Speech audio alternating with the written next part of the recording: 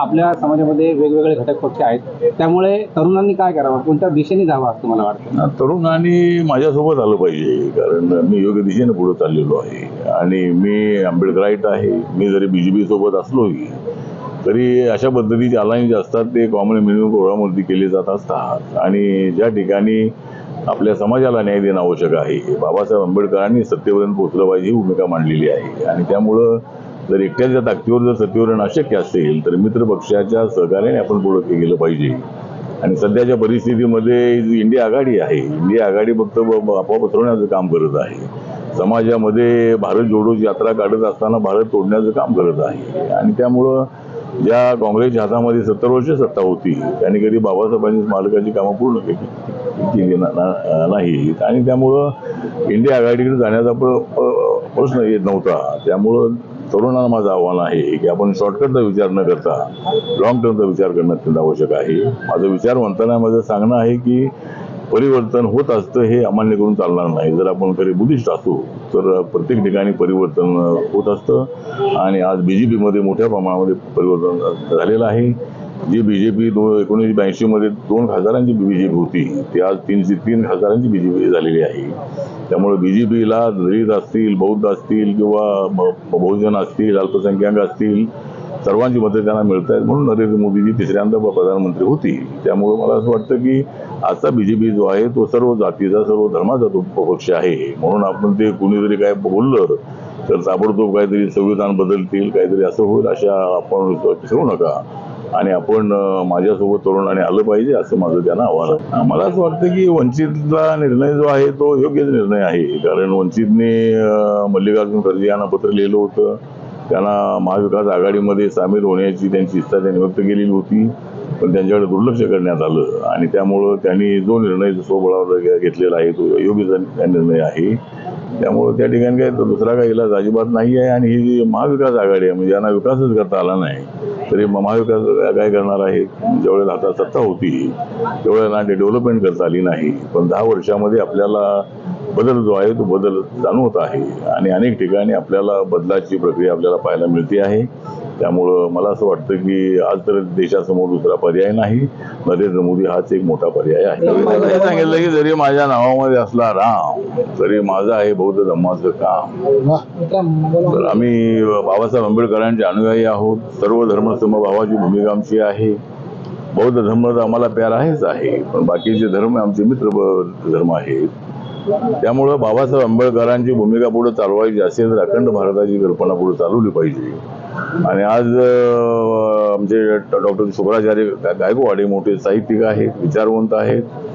भारतीय दलित प्रांताच्या चळवळीपासून ते माझ्या पाठीशी उभे राहिलेले आहेत. त्यांच्या अध्यक्षतेखाली सकाळपासून ही बौद्ध धम्म परिषद दुसरी या ठिकाणी झालेली आहे. आणि बौद्ध धर्म हा मनाला शांत देणारा धम्म आहे. मेडिटेशनच्या माध्यमातून माणसाचं मन शांत करणारा अशा पद्धतीचा धम्म आहे. आणि त्यामुळं मला असं वाटतं की आज या ठिकाणी बौद्ध धम्म परिषद झालेली आहे त्याला एक आगळं अशा पद्धतीचं महत्व आहे. मला वाटतं की बच्चू कडू यांची समजूत त्यांनी घेईल, कारण आता बच्चू कडू आणि राणा दाम्पत्याचा वाद जुनाच आहे. त्यामुळं त्यांचा विषय काय तिथे लोकसभा यांचा मागण्याचा अजिबात नव्हताही, पण ते आता ते वर्ध्यामधून लढणार असं म्हणत आहेत. पण अनेक विषय देवेंद्र फडणवीस, एकनाथ शिंदे यांनी मिटवलेले आहेत. त्यांचा विषय मिटवावा आणि मी त्यांच्याशी बोलणार आहे. तर त्यांची नाराजी दूर करण्याचा नक्की प्रयत्न केला जाईल. मला वाटतं RPI तर ऑलरेडी महायुतीमध्ये आहे. RPIचा विचार केला नाही असं नाही आहे. जागेची जी अडचण होती त्यांनी जी अडचण आपल्याला सांगितलेली आहे. शिर्डीसाठी माझा आग्रह होता, पण जर चर्चा झाली असती तर त्यामुळं मी शिर्डीची मागणी केलेली असल्यामुळं ती शिर्डीची जागा त्यांना सोडता आली नाही. पण बाकीच्या ज्या काही त्यांनी आश्वासनं दिलेली आहेत ते आश्वासनं ते पाळतील अशी आम्हाला आशा आहे. आणि मनसे काय अद्याप महाविकास आघाडी महायुतीमध्ये आलेली नाही. त्यामुळं आणि त्यांना कुठली जागा सोडण्याचा काय सध्या तरी तसा निर्णय अजिबात नाही. शिर्डीची जागा मागितली मात्र शिवसेनेने तिकडे आपला उमेदवार जाहीर केलेला. आता एक तर शिर्डीमध्ये उभा राहण्याची माझी इच्छा होती. एकदा मी तिथं 2009 मध्ये हरलो होतो. आणि RPL एखादी जागा मिळावी अशा पद्धतीचा आमचा आग्रह होता. परंतु माननीय एकनाथ शिंदे यांची अडचण होती. देवेंद्र फडणवीस यांनी प्रयत्न केला, मी प्रयत्न केलेला होता. परंतु ज्यावेळेला एकनाथ शिंदे यांच्यासोबत एक खासदार आले होते, त्याने आश्वासन दिलं होतं की नंतर आपल्याला तिकीट नक्की देण्यात येईल.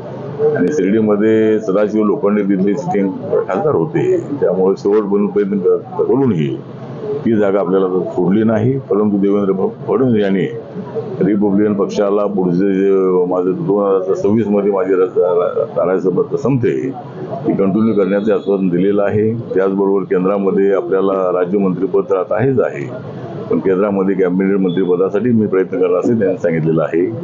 त्याचबरोबर महाराष्ट्रामध्ये ज्यावेळेला विस्तार होईल इलेक्शन नंतर, त्यावेळेला महाराष्ट्रामध्ये एक मंत्रिपद देण्याचं आश्वासन दिलेलं आहे, एक MLC पद देण्याचं आश्वासन दिलेलं आहे.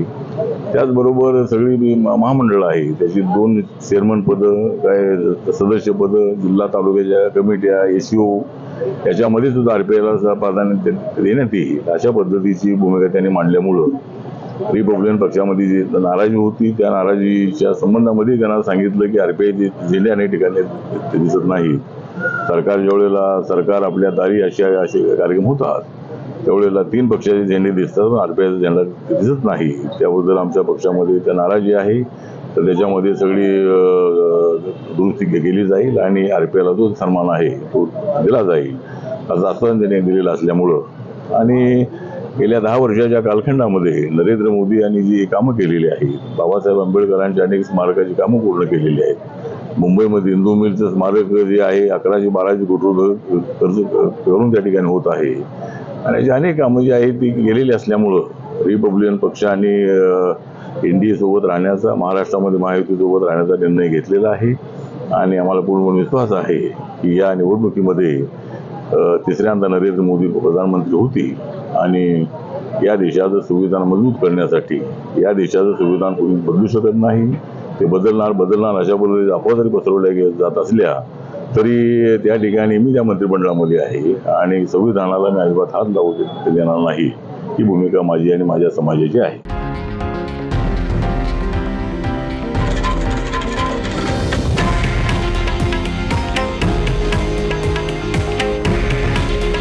हे आहे देशातील नंबर 1 न्यूज नेटवर्क आणि आपण पाहत आहात TV9 मराठी. काळजी तुमची, हित महाराष्ट्राचं.